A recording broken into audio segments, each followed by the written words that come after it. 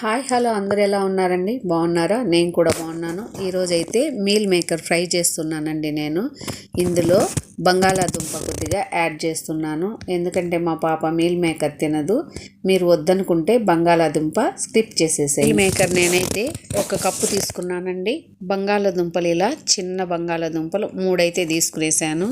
Meal maker అయితే wash చేసి నీళ్ళల్లో కొద్దిసేపు నానబెట్టేస్తున్నాను. మీకు తొందరగా కావాలంటే వేడి నీళ్ళల్లో కూడా నానబెట్టుకోవచ్చు. బంగాళాదుంపలు తొక్కలు తీసేసి చిన్న చిన్న ముక్కలుగా కట్ చేసుకునేసాను. ఇప్పుడు పాన్లో ఆయిల్ వేసి బంగాళాదుంపలు అయితే గోల్డ్ కలర్లో వేయించుకుంటున్నాను. నేను ఎందుకు 3 వేసానంటే ఇలా వేయించి పక్కన పెడతానే అవి మా పాప తినేస్తూ ఉంటుందండి.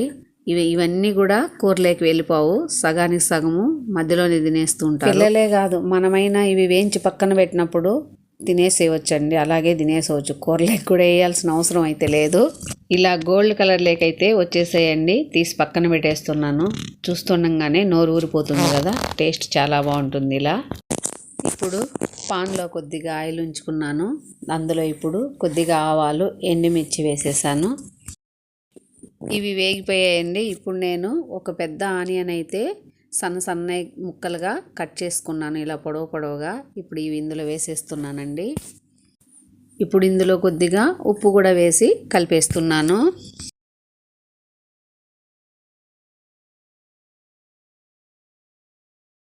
వేగిపోయేసిందండి. ఇప్పుడు ఇందులో కొద్దిగా అల్లం వెల్లుల్లి పేస్టు, కొద్దిగా కొత్తిమీర, కరివేపాకు, పుదీనా కొద్దిగా వేసి కలిపేస్తున్నాను.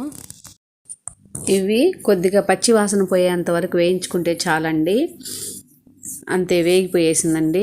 ఇప్పుడు నేను ఒక చిన్న టమాటా కట్ చేసి పక్కన పెట్టుకొని ఉన్నాను, అది కూడా ఇందులో వేసేస్తున్నాను.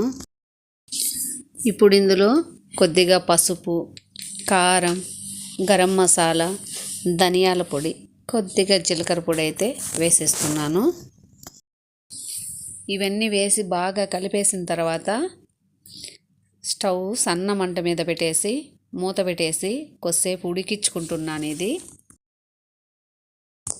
ముందుగా నానబెట్టుకున్నాం కదా మీల్ మేకరు, అందులో నుంచి వాటర్ అంతా ఇలా బాగా పిండేసి పక్కన పెట్టేసుకోవాలి. స్టవ్ మీద కూర మాడిపోకుండా అప్పుడప్పుడు కలియబెడుతూ ఉండాలి. నాకు ఉప్పు కొంచెం తగ్గింది అనిపించింది, ఇందులో కొంచెం ఉప్పు వేస్తున్నాను. నేనైతే వాటర్ పోయడం లేదండి, ఈ టమాటాలో ఉండే వాటరే ఇందుకు సరిపోతుంది.